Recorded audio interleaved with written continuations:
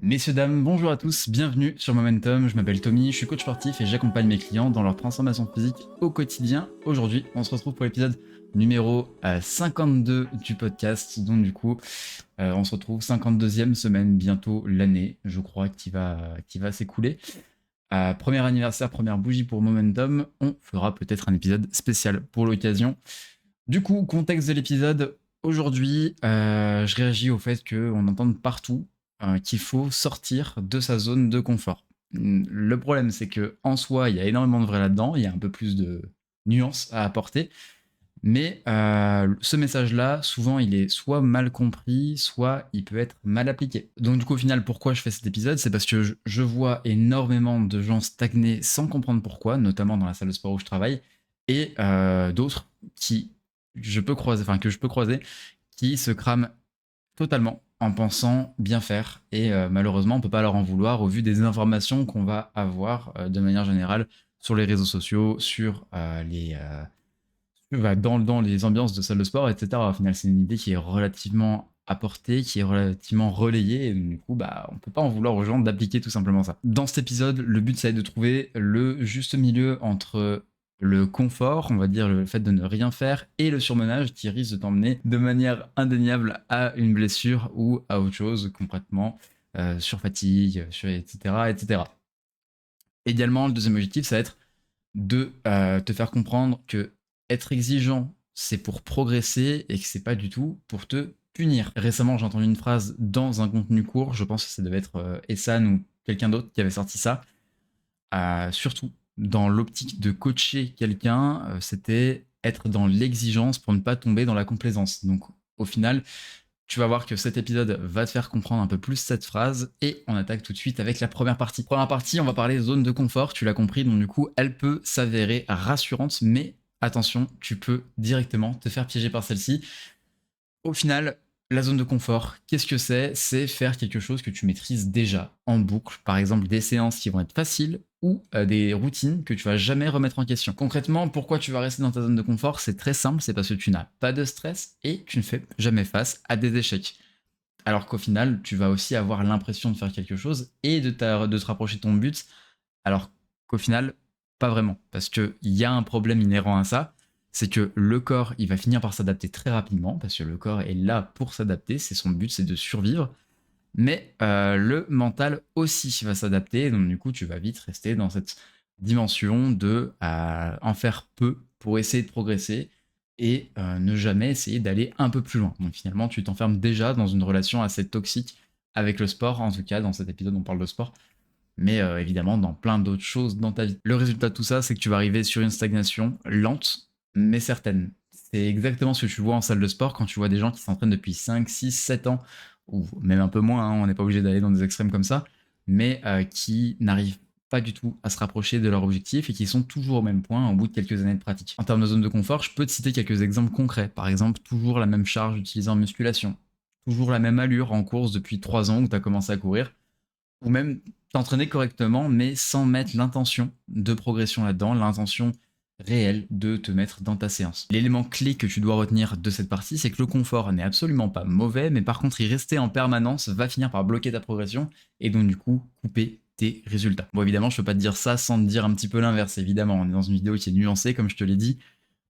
Il y a aussi une erreur inverse qui va être l'exigence qui va devenir toxique. C'est-à-dire que tu vas vouloir sortir trop de ta zone de confort, que tu vas finir par confondre exigence avec brutalité et que tu vas te mettre une mine à chaque séance. Il y a quelques signaux pour repérer si tu es dans cette première porte vers le surmenage, c'est que tu t'entraînes toujours fatigué, que tu ignores tes douleurs aussi par exemple, c'est quelque chose qui peut être relativement important à écouter. À côté de ça, tu peux aussi être dans une phase où tu cherches à perf à chaque séance et surtout une phase où l'ego va devenir bien supérieur à l'importance que tu apportes à l'écoute de ton corps. On va pas faire non plus tout un foin par rapport à ça, mais il y a quelques conséquences que je vais te donner comme ça va être les blessures, la fatigue chronique comme on le disait, une perte de motivation, tu vas dire que t'es bon à rien à chaque séance et au final, forcément la motivation va se voir impactée et donc du coup tu vas te donner de moins en moins et au final tu vas encore une fois aller dans cette phase de progression ou en tout cas de même de régression. Et forcément, il y a ce côté dégoût à moyen terme et donc du coup, comme je te disais, tu vas dire que t'es pas fait pour ça. Il y a bien un truc que tu dois retenir de cette partie, c'est que se dépasser tout le temps, c'est pas égal à progresser parce qu'on sait, la progression de ton corps se fait au moment de la récupération. Et là, on arrive exactement à la phase de nuance que je voulais apporter dans cet épisode. La vraie zone de progression, selon moi, celle que j'essaie de viser aujourd'hui et celle que j'essaye d'intégrer auprès de mes clients, c'est un parfait entre deux. On n'est pas dans un confort permanent, mais par contre, on n'est jamais en train de faire la guerre avec soi-même. On va essayer de se mettre dans une forme d'exigence un peu plus saine, où on va essayer de faire un petit peu mieux que la dernière séance, mais encore une fois, sans se mettre en danger.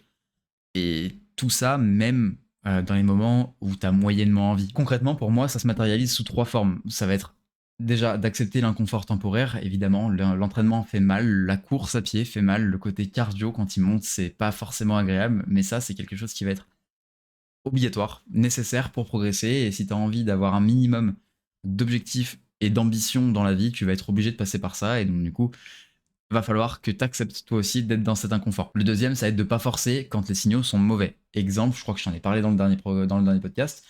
J'ai eu une forme de lumbago. Bon, du coup, je me suis bloqué le dos sur un soulevé de terre, jambes tendues, en phase d'échauffement. C'était ridicule. On a entendu un clac, enfin, j'ai entendu un clac dans mon corps. Mon ami m'a regardé, il a vu que j'avais mal, il m'a dit bon, on va peut-être arrêter là pour toi parce que ça sert à rien. C'est des signaux qui te disent en gros que tu as fait quelque chose qui n'était pas correct, que ce soit dans l'ordre de ta récupération, dans l'ordre du stress, dans l'ordre de ton entraînement. C'est des choses qui arrivent, mais donc du coup, c'est des signaux qu'il va falloir forcément écouter pour ensuite basculer sur le troisième point qui est, encore une fois, la matérialisation concrète pour moi de cette forme d'exigence, c'est de t'adapter et ce sans abandonner. Tu vois, on va prendre encore une fois mon exemple. C'est j'ai réussi à adapter. Alors, du coup, je suis allé chez le kiné par rapport à cette douleur lombaire. Il m'a dit d'apporter des étirements, des choses comme ça, de réduire mes charges en musculation, mais de surtout pas m'adapter, de ne surtout pas m'arrêter, pardon pour ce bégaiement. Et au final, du coup, j'ai commencé à intégrer des exercices au bout de 2 semaines et demie, 3 semaines, après avoir fait des étirements et des choses comme ça pour essayer de détendre un peu la zone de renforcement au niveau des lombaires. Donc, du coup, là maintenant, je fais du Jefferson Curl, qui est une espèce de soulevé de terre dos rond, très léger, dans une amplitude qui est contrôlée, et surtout une charge qui est contrôlée pour pas créer encore plus de problématiques au niveau du dos. Et là, tu vois, ça fait 1 semaine où je traîne quasiment plus de douleur au final, et qu'on est vraiment sur une phase où on est bien, quoi, au final. D'autres exemples, ça va être de courir par exemple plus lentement si tu fais de la course à pied, mais plus régulièrement. Si tu fais de la musculation, au contraire, ça va être d'adapter ta charge en muscu sans zapper une seule séance. Encore une fois, un dernier exemple concret pour moi, ça a été de continuer la danse que je me suis inscrit avec madame, même en me sentant complètement maladroit et pas sûr de moi. Et au final, tu l'as compris, l'exigence, ça va être de tenir ton cap, de naviguer malgré vents et marées, mais ça sans exploser les compteurs. Bon, au final, je t'ai parlé du coup de zone de confort et d'exigence. Maintenant, dans ma petite citation du début, il y avait un petit peu aussi la notion de complaisance qui, selon moi, est bien plus dangereuse que tu le penses. La complaisance, ça va pas être d'être feignant, ça va pas être de rien faire non plus. C'est plutôt d'essayer de se trouver des excuses et de se dire que ça va aller malgré qu'on ne fasse rien, justement. Ça va être de repousser les efforts nécessaires et au final de te contenter du minimum confortable. C'est-à-dire que tu vas aller à la salle, tu vas aller faire un petit peu de musculation, tu vas aller sur ton petit tapis, tu vas faire 20 minutes de marche super facile. Après, tu vas aller sur ta petite chest press où tu vas mettre tes 5 kilos que tu mets depuis 6 mois et puis aller faire tes 2-3 séries d'adducteurs avant de pouvoir partir.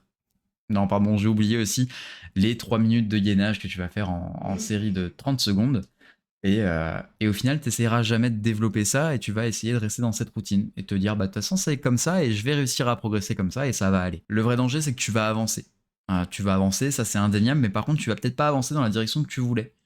Petit à petit, tu vas perdre confiance en toi sans t'en rendre compte parce que tu vas te dire que ça fait par exemple 1 an et demi que tu fais de la musculation, 1 an et demi que tu essaies de perdre du poids.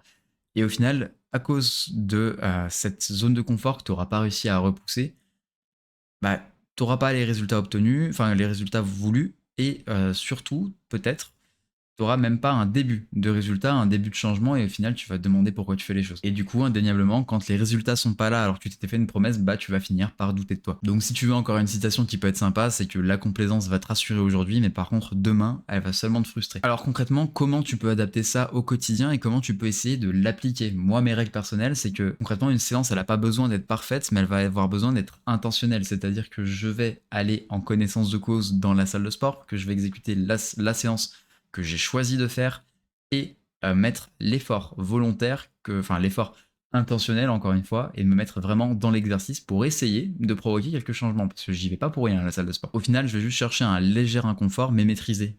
Je dis pas que je suis en train d'exploser, que je suis rouge, que je hurle dans la salle.